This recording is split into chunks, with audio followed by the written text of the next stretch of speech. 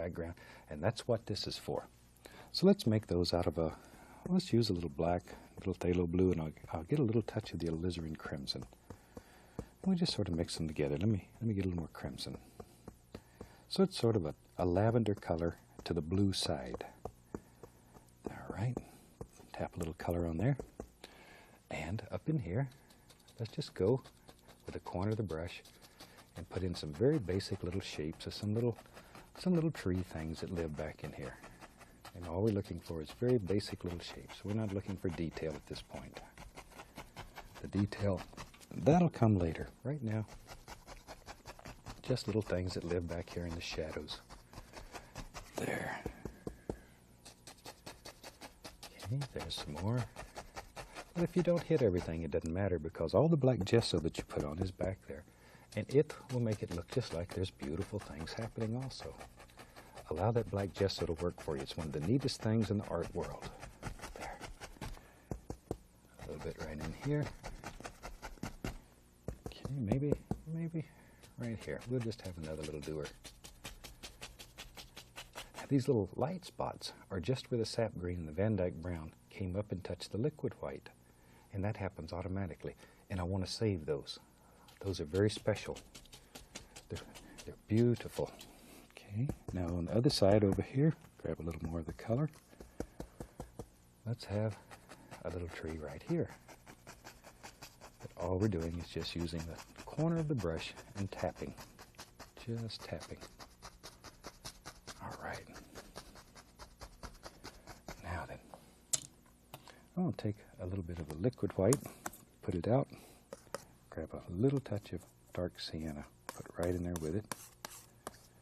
So we have dark sienna and liquid white. Well, all we've done is made a very thin brown. Let me wipe the knife. And I find my little liner brush here. I'm going to take it, put a little paint thinner on it. We'll go through Van Dyke brown first and load it full of Van Dyke brown, and then I'm going to just pull one side through the thin color. Now watch. We can make a little tree trunk back here for this tree that has both the highlight and the shadow at one time. Lazy man's lifesaver right here. And we'll make another one right there, wherever you want them. But this is one of the neatest ways going of making little tree trunks. And maybe here and there you can make out a little limb. We're going to put a few leaves on there so we won't see much of this. There. Okay. Now then, let's just see if the old brush we were using with a dark on it will work. I want to taint this a little bit anyway with color. So I'll just use an old dirty brush and tap right into some titanium white, just a little.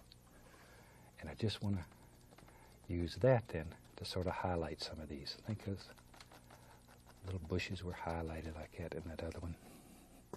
That little opening, isn't that the cutest little thing? I like it. That's our little painter man. That's what we call him, the little painter man. There. And that idea was devised and put together by a very good friend and one of the engineers here at the station by the name of Jerry Morton. And thanks, Jerry. That was a good one. I enjoyed it. There. Okay, a little bit up in here. And off we go. See, all I want is just a few little indications back here. Because I remember there was big evergreens in here, so we're going to cover up a great deal of this. We're not too concerned. We just want to make sure that if any of it shows through, there's a little color on it. There. See, just all kinds of little doers in there. Wherever. Can't ever tell. Even the things that are just black gesso, like right in there, you can highlight those too. Okay, let's go over to this one old tree over here. There he is. Give him some nice highlights too. We don't want him left out. Just use the corners. Just the corners, all it takes. Okay, there we are. Now then, I'm going to take that same old brush and I'm going to go into a little touch of yellow. Let me grab a little more black. So we have yellow and black, which makes a beautiful, beautiful green color. Just tap a little of that into the bristles. Maybe a little yellow ochre too. Ooh, that's it. That's it. There we go. Now back in here, we're beginning to see a little bit of color. Just a little color. Just going to use the corner of the brush still. And we're going to begin putting in the indication of some little bushes that we can see in here. There they are. Just here and there. A little more of the yellow ochre, Indian yellow. There's one. Ooh, isn't that beautiful? Look at that little rascal shine out there in the sun. See, and by changing the angle, you can make those little devils hang over and be lazy or whatever. Whatever. Use your own imagination. Just touch the bright red here and there. Just to change the flavor. Not much. Oh, look at there. Just enough to make it a little more interesting. But do one little bush at a time. One little bush at a time. Let's go on the other side over here. Put one right there. Okay? Something about like that. Now, with our liner brush, with the old liner brush, a little bit of that dark color that we were using, let's just put here and there some nice little trunks and sticks and twigs and some little things that you might see. There. Sometimes you can see them right through some of the branches like this, where there's something growing up through there. And it makes your painting a little more interesting. There. Just wherever. Because there's always little sticks and twigs out in the woods like that. Now then, let's find us a fan brush and mix up a big old gob of color. Let me clean off a spot to work in here. I'm going to use phthalo green today. Phthalo green, Prussian blue, black, a lot of color, crimson, maybe even some Van Dyke brown. Who cares? As long as it's dark. And I want the phthalo green in there because that green will take over. Everything that comes out of this pile will have that greenish hue to it, that phthalo green hue. Let me wipe the old knife. And we just wipe our knife on. We got some paper towels down here we wipe it on. All right, let's take the old fan brush. Maybe in our world, there lives some trees. I think there were some evergreen trees. Ooh, here goes our beautiful little tree right there. Right over the top of that. And we'll push upward today. Touch with the corner of the brush and give it an upward push. Or as my son Steve says, if you've watched him on some of the shows, he says mush it. Give it an upward mush. Just push it. There. Very dark though. Very, very dark. Okay. There's a tree. And I think there was a big one that went clean off the canvas right there. So push upward. And there we go. Great big old tree. Big old tree. And just work down, down, down. And you push harder and harder as you work down the tree. Just really get in there and push. Down here we don't care. We'll separate all of this with highlights. You could put this part on with a paint roller. Another tree. Maybe he lives right there. And the same thing. Give it a little upward push. Upward push. Big, strong tree. It goes right on off the canvas. And sometimes it's neat to leave a little bit of the little piece of the trunk showing. We'll do that. How's that? Little naked spot. There. Now sometimes in some parts of the country, the limbs hang down on evergreens. In other parts of the country, they go up. Or, like when I lived in Alaska, you can go some places, they hang down, some places they go up. Maybe it just depends on how they felt that day. Actually, I think it has something to do with the amount of water and cold and everything. But who knows? I don't try to understand everything in nature. I just look at it and enjoy it. Just a little light striking the trunk right there where it's going to show like that. Okay, I have several little fan brushes going. Let's take some yellow and some of that same color we used to make the tree. Maybe I'll reach up here, be right back, get a little black. I want to dull it. There, good, good. Good. Black and yellow make a beautiful green. Now then, sometimes even a little brown. Oh, that dulls it down even more. Okay, now we can go up in here and just begin placing a few little highlights on some of these trees. Once again, we're still pushing upward though. But this is where you separate them. And put all their little arms on them. Look at that. Isn't he a cute little rascal? This is my little friend Clyde here. I give them names, shoot. People look at you like you're a little weird, but you know, painters are expected to be a little different. Little different. And that's all right. That's all right. I've always been a little weird, so no big deal. Everybody who knows me expects that. There. Okay, just right on down. But think about shape and form and how you want the limbs to look. Because this is where we separate all them little rascals. Darker, darker, darker down here. And if you don't add any more paint, that will happen automatically. Automatically, because you're running out of color. And you're picking up the dark color that's on the canvas. So automatically, if you allow it to happen, it'll get darker and darker as it works down. There. There's another one. Look at all them rascals. So you can just make as many or as few as you want here. It's up to you. Now then, let's find another brush here. I'm going to take a little bit of that same greenish color, a little yellow ochre, Indian yellow, put them all together, give it a little tap. Push that brush, see? Creates that little ridge. All right, let's go up here. Now then, back in here we had a little grass, little soft grassy area. So just take the brush and begin tapping. Just begin tapping. Let this begin working together. Think about the lay of the land now. It's very important that you begin thinking about that. There.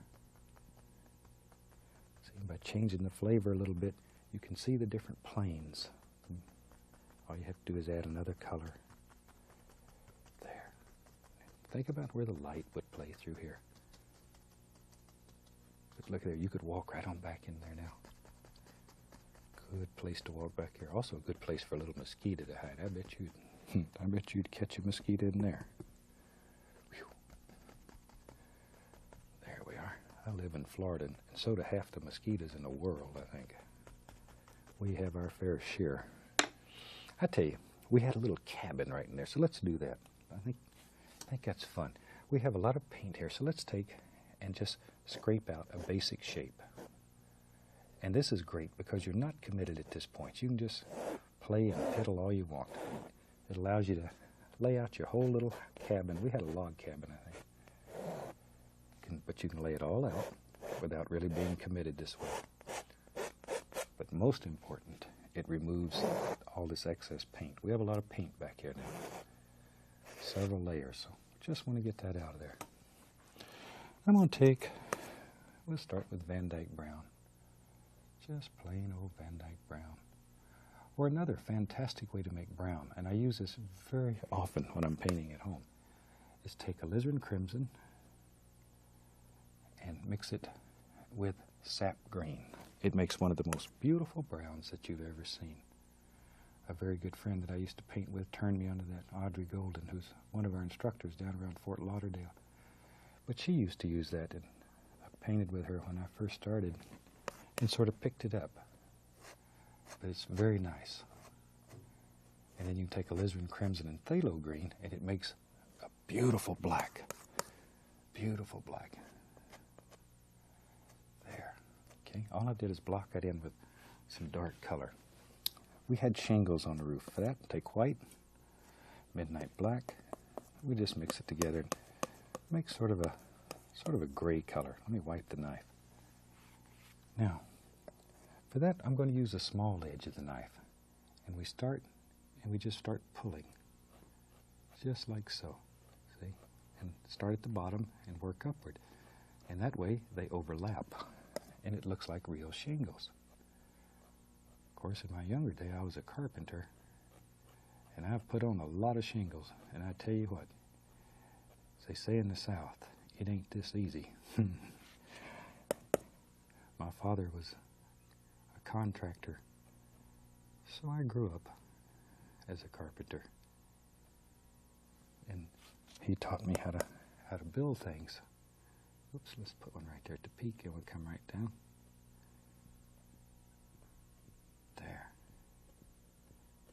Okay. Now in here, we had it like an old log cabin. We'll take white, a little dark sienna, mix it together, maybe even throw in a little Van Dyke in there. Just to, yeah, change the flavor. But don't overmix. Leave it all like that. A little roll of paint. And just figure out where you want the little cabin, little logs to be. Touch, give a pull. Little sidewards pull. See there? Little sidewards pull. That's all there is to it. Let the knife work. There. Okay, now we'll come back with a little brown, and we just cut them off wherever we want them. There. Now down this side, logs go like that. Just put them in. This is a very, very simple and effective way of making a little cabin that looks like a log cabin without going to a great deal of work.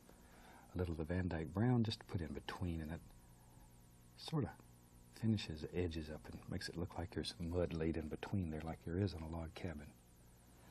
Okay, I'm going to take the brown much darker for this side. Not as much light's going to strike. Still too light. Want it even darker. Put a little black in there. That's better. Yes.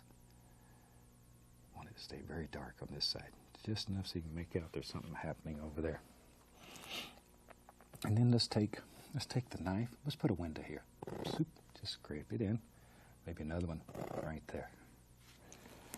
We can take straight Van Dyke brown. Give us a door. We got a door. We can get in and out of this cabin. There we are. Maybe a little touch of phthalo blue or Prussian blue, doesn't matter. And just pull it down there. Makes it look like there's maybe some little bit of glass in there reflecting. A little bit of gray on the knife. We can go around, sort of outline the doors and the windows. There we are. And I usually take the point of the knife with a little paint on it and just do like that. Sort of makes it look like the end of a log. There. You can take a little highlight color and just highlight those little ends a little bit if you want to, just to make them sort of stand out. Sneaky, huh? All right. Let's go back to our brush. Wipe off that excess. Go back to our brush. It had the lawn color on it. This is our lawn out here. And let's begin tapping in indication of some little grassy areas that live out in here. Look at that. See? There comes another one. All right. Okay. Maybe there's, yeah, little bush. He lives right there. Just a little bush. Here's another one. This one hangs right over the edge of the cabin. If you're not careful, it's going to take over the whole world. And maybe, yeah, we'll have a bigger one sitting right out here on the edge. He's watching everything. But make up little stories about your plants and think about the little creatures that would live in here. There's probably all kinds of little squirrels and rabbits and just a multitude of things that you may never see, but they're here. They're here. I'll take a touch of that, just brown and white or gray and white, whatever. And let's put the indication here of maybe there's a little path that flows right out of that cabin. Just comes right out. And we can clean up the edges of that path a little with a brush. And off we go. Now. Watch here. This is the fun part. Let's just take pure titanium white. This is the fun part. Watch here. Just pull straight down. And because we have color underneath that sap green and Van Dyke brown, we'll have instant water here. Just